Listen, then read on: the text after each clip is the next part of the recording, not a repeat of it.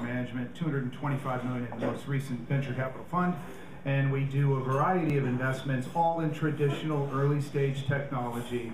So anything from software as a service, enterprise communications, and of course all things internet.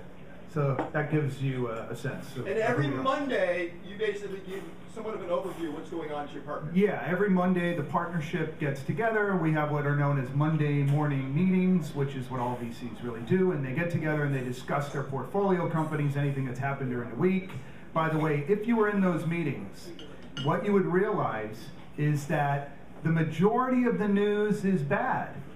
And I tell all people who want to get into venture capital, it's one thing if you were an entrepreneur and you were fighting for your company, but the only thing you have to worry about is your one company. And it would be great if all news was good and you had a whole bunch of it from a bunch of companies, but almost always the news is bad. Sometimes I joke, for every one piece of good information, there's 10 pieces of bad information. So if you would sum up 2010, 10 being great, 1 being 2001, where would 2010 be? If I had to sum it up, I would sum it up two ways. One would be valuations, and the other, and they're good, and the other would be the beginning of the demise of an important sector. Well, so give me a rating. What's the rating? A 5? A 6? In terms of what? So how was 2010? As a venture capital industry, it was an 8. An 8? Yeah, it was really, really good. Now, we didn't see a lot of mega exits, but what we did see was gigantic valuations in companies that are still private, which is good for everybody. And of course, we saw Google go from last year, $280, $90 a share, to nearly 600. Companies that I've talked about before, Netflix, go up 400%. Priceline, which has been on almost a decade-long increase. I've mentioned this one before too. But after the bubble burst, Priceline was trading at about $1.85, $2 a share. And it's at $400, $450 a share now. By the way, I think the travel sector is one of those sectors that just is such an interesting space. All of the assets and all of the book value is reflected in the companies that actually move people, that actually do the real work. And almost none of the market cap is reflected in that. It's all reflected in the networks, from Expedia to Travelocity to Kayak, which filed to go public. It's just a search engine that searches for great prices. And I think if you take any one of those companies, they're probably worth more. A couple of them are worth more than all the airline market caps combined. Probably 3 of them are worth more than the market caps of all the airlines in all the world combined. So it's because, of course, the profits of those businesses are a lot better than the profits of moving people. And the funny thing as well, if you look at the history of the airline business, they created Sabre, right? American Airlines created that company, and inevitably, and there's a European equivalent, I forget what it's called. Amadeus, right? I knew Alex would know. And there's probably 4 or 5 others that have been adopted, built by airline companies, and then been sold for billions of dollars. And what they always keep is the crappy, no return on equity business, the actual movement of the people.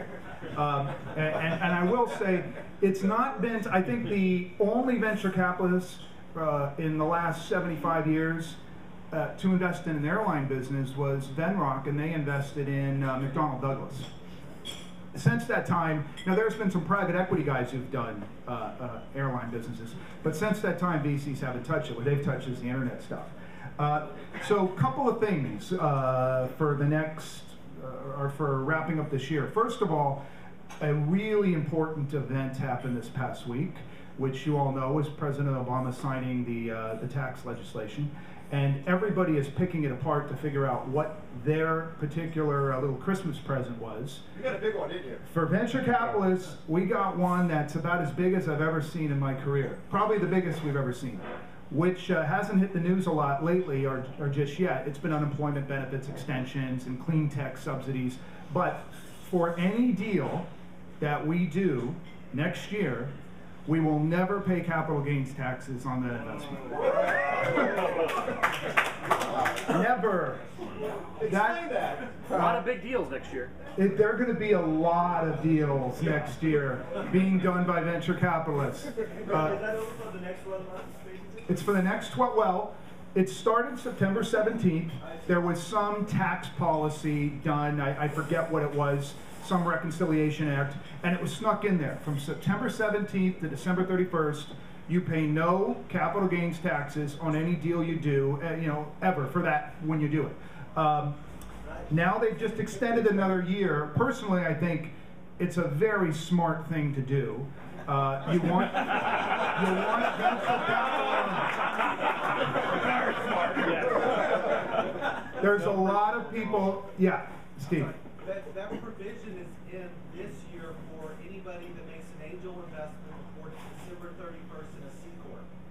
Yes. Continue it up at your level, but anybody that makes an investment. Oh, right. It's not just for VCs. Right. It's for anybody who invests. Yeah, Taryn. Different criteria. You may want to go into the criteria to qualify. I could go in, but it's a qualified small business investment, and it's a technical definition. It has essentially, if you're investing in a startup, you're okay. You can't make an investment. Yeah, you can't make an investment in Cisco, obviously, right? It's the whole the theory behind it, and there often is theory behind tax policy. Here is just small businesses tend to create jobs. There's been a strike on investing in a lot of small businesses by investors who were uncertain about the tax laws. They decided to do this to encourage a lot of investment. I think sometimes you get like research tax credits and whatnot. I have to say those have never really spurred the VCs to invest. But when you tell us we'll never have to pay capital gains taxes on an investment, that's gonna encourage people at the margin to put more money into the sector. So I think that's a great thing. Do you think also? Sorry, go ahead. So is that also true for angel investors investing in? Yeah, it's not just venture capitalists. It's just whoever is putting money into an investment. Do you think it also might make it easy for you to raise a new fund if it gets invested within that time parameter?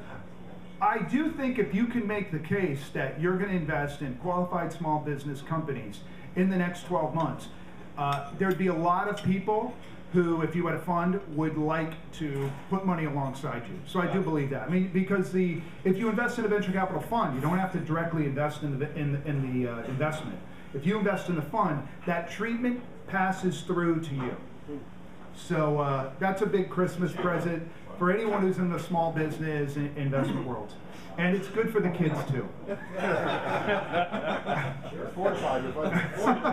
Next, a bit of news, something that I will say a metal man tipped me off on a few years ago. He was very appreciative. In the last, I don't know, 2 or 3 months, but particularly last week, the heat came down on something called expert networks. Are you guys familiar with the term? Mm-hmm. Yeah. These are groups, companies that organize hundreds of people across hundreds of companies to answer questions on the part of investors.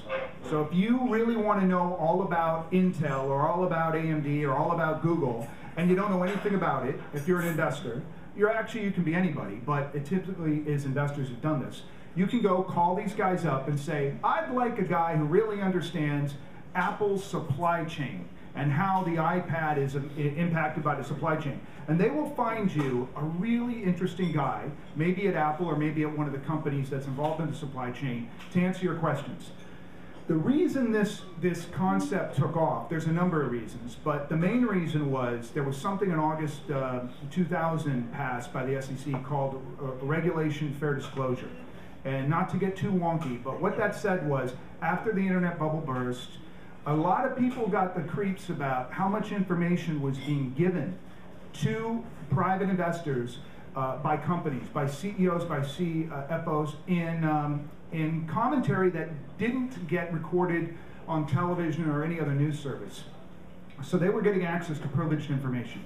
And there was no real prohibition from them doing it. So Reg FD, as it's known, said, if you are a company officer and you provide anybody information, you have to give everybody that information simultaneously, which is now why what you see is press releases that talk about every random thing.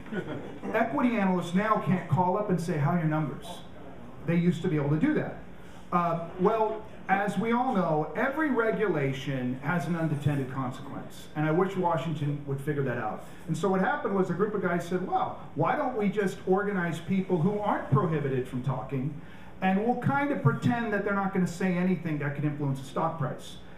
So they organized thousands of people in companies and said, how'd you like to earn $5,000 for a 20-minute phone call? And all you have to do is be in our registry. And if you're someone important, there's a lot of people who'd like to learn about your business. The SEC initially didn't have a problem with this because they thought it was beneficial for investors to be educated about companies. Oh, I don't know anything about lead generation or keyword buying on Google. Wouldn't it be great if there was a guy who could teach me? Where this morphed, of course, ultimately was information that was privileged, confidential, and material to the price of the stock being transmitted to hedge funds.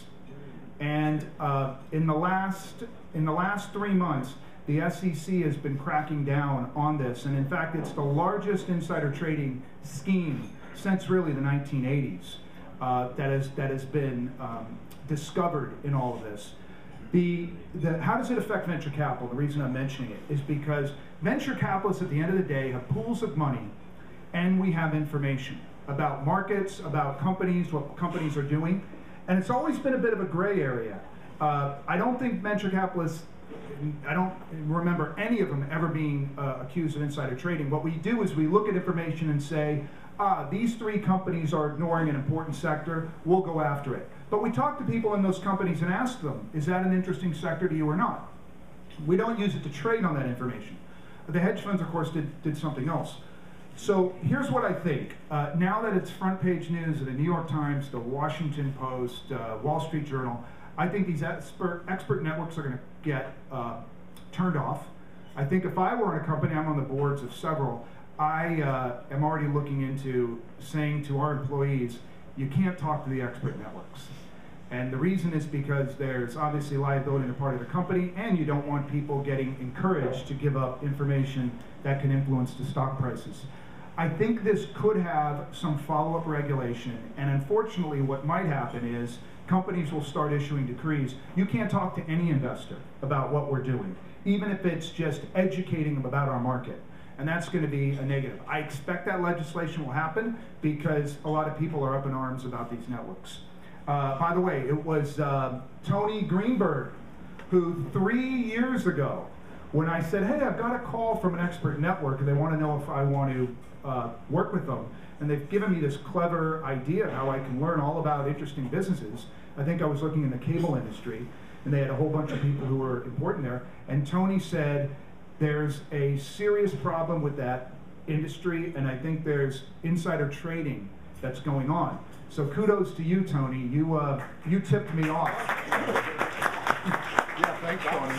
And I have to say, I actually thought, nah, Tony, come on, but you were right. Mr. Ethical. Now my hedge fund numbers are awful. Generate from those extra. That's true. Going into, I mentioned Ken at the beginning, there is I don't know if it was the nail in the coffin, but there's troubling signs of a very important industry that's been receiving lots of venture capital in the last few years. And I give you one particular data point. This is, of course, clean technology. It's been the main investment area in the last probably 8 or 9 years. Well, who led it? Who really got it going?